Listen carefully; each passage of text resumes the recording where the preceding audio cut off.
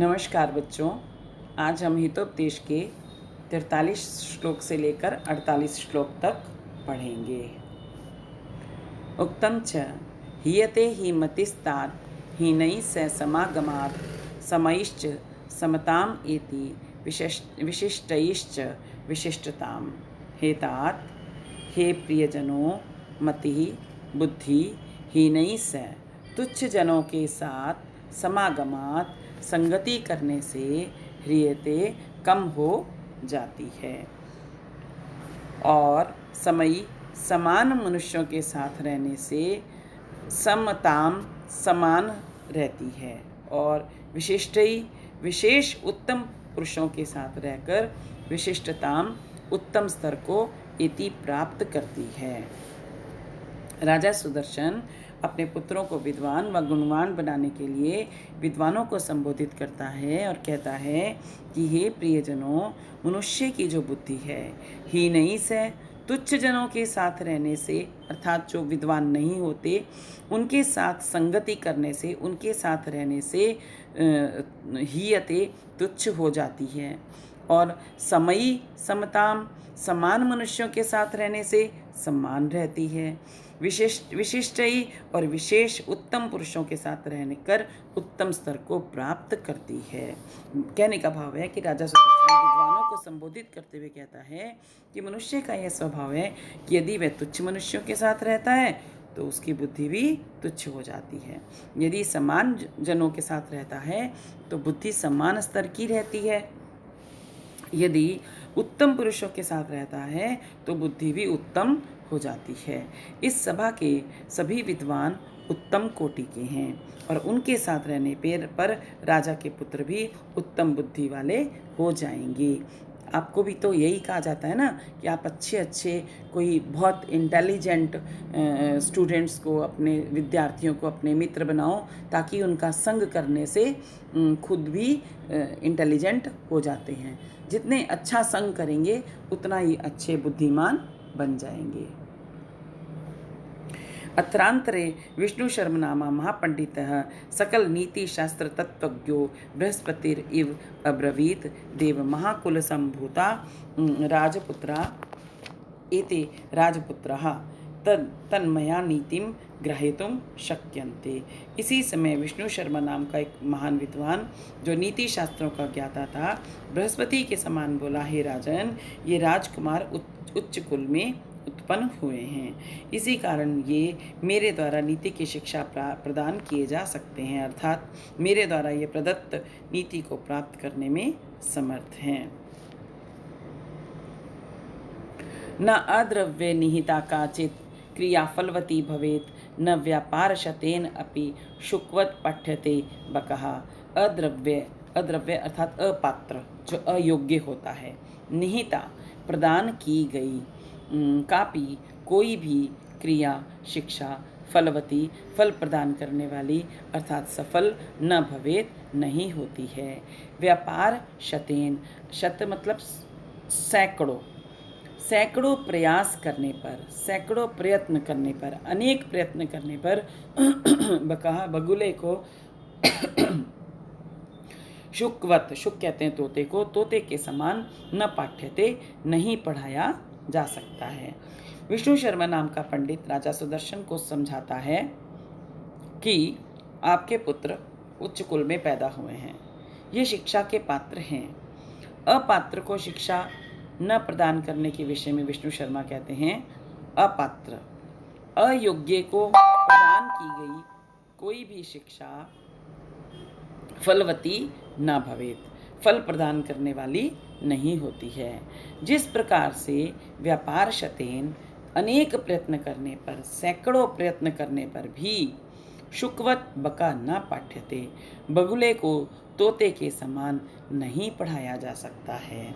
विष्णु शर्मा कहता है कि कोई भी शिक्षा या ज्ञान व कार्य की विधि यदि अपात्र अर्थात अयोग्य व्यक्ति को दी जाती है तो वह बेकार हो जाती है, व्यर्थ हो जाती है, क्योंकि उसमें ज्ञान का शिक्षण प्राप्त करने की क्षमता या योग्यता नहीं होती है।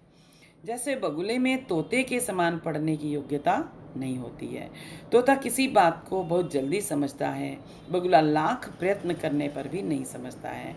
भाव यह है कि विष्णु शर्मा की दृष्टि में राजा के पुत्र शिक्षा के अयोग्य नहीं हैं, क्योंकि वह उच्च कुल में पैदा हुए हैं और अयोग्य पात्र नहीं हैं, योग्य पात्र हैं। आप खुद देखो कि तोता कैसे हर बात को दोहराता है, लेकिन बगुला तो कभी नहीं दोहराता। तोता पूरे पूरे वाक्य को दोहरा लेता है, पूरे पूरे कई कई जगह तो उन्होंने गुरबानी तक को तोतों को पढ़ते हुए सुना है। तो तोते को सिखाया जाने से तोता पढ़ाया जा सकता है, लेकिन बगुले को पढ़ाया नहीं जा सकता। अस्मिन् तु निर्गुणं गोत्रे न अपत्यम उपजायते आकरे पद्मरागाणां जन्म काचमणेः कुतः। अस्मिन् गोत्रे, इस गोत्रे आपके वंश में, राजकुल में तो निर्गुणम गुण रहित अर्थात मूर्ख, अपत्यम संतान न उपजायते उत्पन्न नहीं हो सकती है। पद्मरागाणाम, पद्मराग मणियों के आकरे खान में अर्थात उत्पत्ति के स्थान में, काच मणि कांच के टुकड़ों का जन्म कुतः उत्पत्ति कैसे संभव हो सकती है। विष्णु शर्मा नाम का पंडित राजा सुदर्शन से कहता है कि आपके पुत्र शिक्षा के योग्य हैं, ये कुलीन हैं। इन्हें मूर्ख ना मानते हुए विष्णु शर्मा जी कहते हैं कि हे राजन, ये जो आपके पुत्र हैं, आपके गोत्रे, आपके वंश में, आपके राजकुल में ये निर्गुणम गुण रहित अर्थात मूर्ख संतान अपत्यम कैसे पैदा हो सकती है। अपत्य मतलब संतान।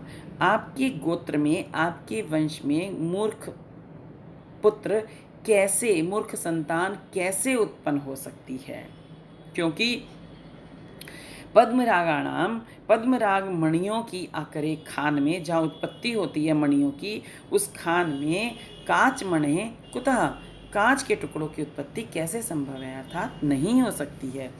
मणियों की खान से मणियाँ, कोयले की खान से कोयला ही पैदा होता है। उसी प्रकार ऊंचे राजकुल में उच्च संतान ही पैदा होती है, मूर्ख संतान पैदा नहीं होती है। अतः विष्णु शर्मा राजा सुदर्शन से कहता है कि आपके पुत्र उच्च राजकुल में उत्पन्न हैं, वे मूर्ख कैसे हो सकते हैं। ये शिक्षा व नीति ज्ञान के सुपात्र हैं, अर्थात सर्वथा योग्य हैं। अतो अहम षण्मासा अभ्यंतरे तव पुत्रान नीति शास्त्र अभिज्ञानम करिष्यामि।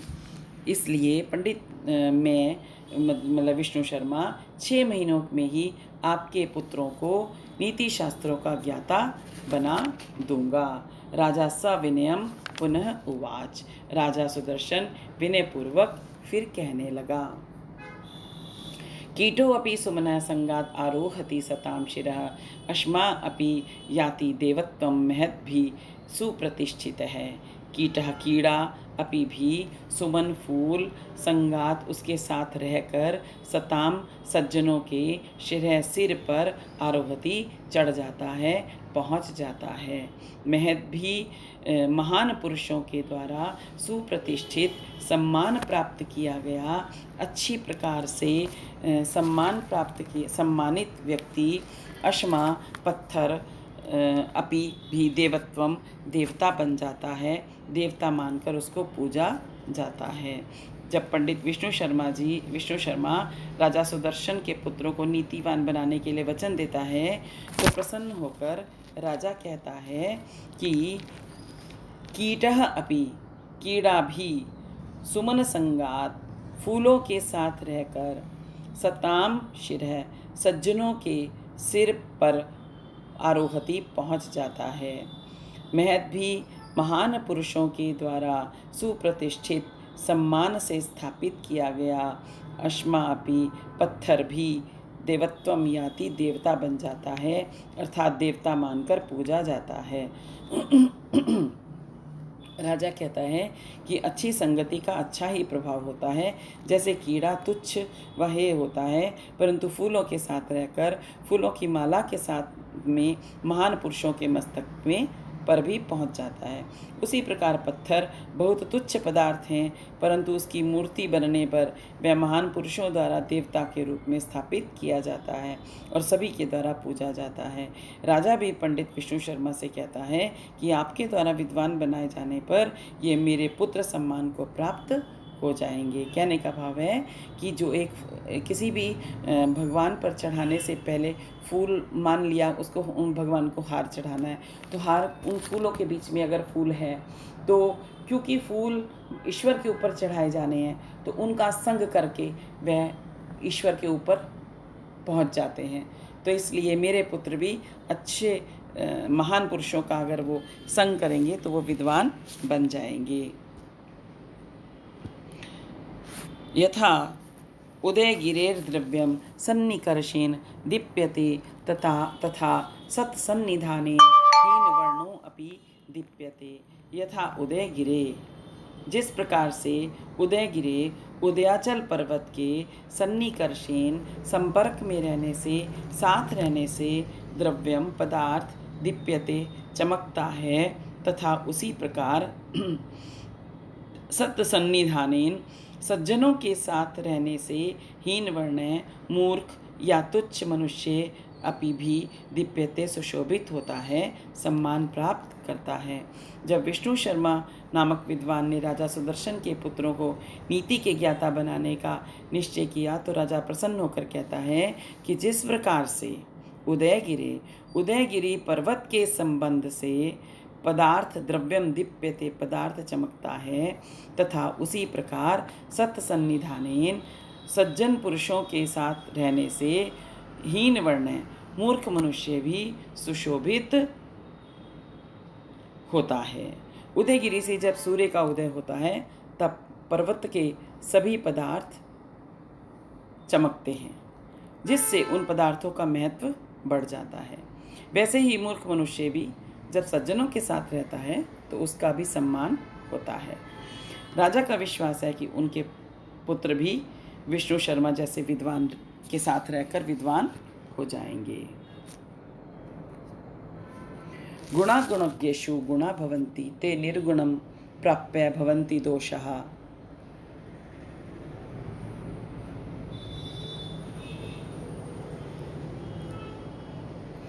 आस्वाद्य तोया प्रवहन्ति नद्य समुद्रम आसाद्य भवन्ति अपेयः। गुणा गुणज्ञेषु, गुण अच्छाइयाँ, गुणज्ञेषु गुणवान पुरुषों में, गुणः प्रशंसनीय गुण भवन्ति होते हैं, ते वे अच्छाइयाँ अर्थात गुण निर्गुणम गुणहीन पुरुष को, मूर्ख पुरुष को प्राप्त करके पास जाकर दोष या बुराइयाँ भवन्ति हो जाती हैं।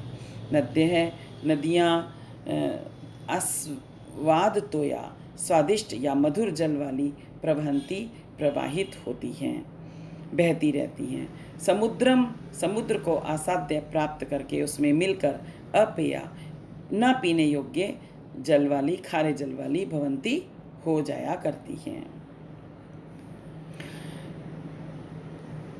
राजा सुदर्शन प्रसन्न होकर कहते हैं कि गुणा गुणज्ञेषु गुणा भवन्ति, अच्छाइयाँ या गुण गुणवान पुरुषों में प्रशंसनीय होती हैं।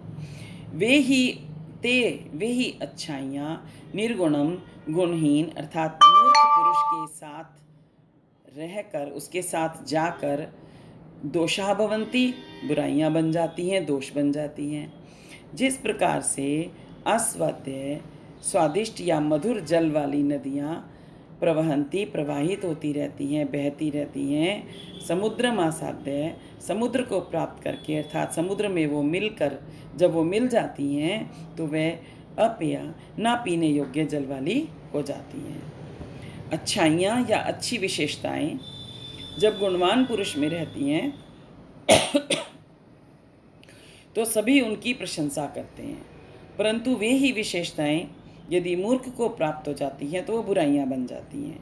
जैसे नदियों का जल मीठा व स्वादिष्ट होता है, उसे सभी पीते हैं, जब वे नदियां समुद्र से मिल जाती हैं तो उनका मीठा पानी भी खारा या ना पीने योग्य हो जाता है। अतः राजा भी सोचता है कि ये मेरे पुत्र विद्वान के पास जाकर गुणवान व नीति के ज्ञाता हो जाएंगे। तद एतेषाम् अस्मत्पुत्राणां नीतिशास्त्रोपदेशाय भवन्तः प्रमाणम्। तो इसलिए हमारे इन पुत्रों को नीति शास्त्र की शिक्षा देने में आदरणीय आप जो हैं प्रमाणम सर्वथा समर्थ हैं।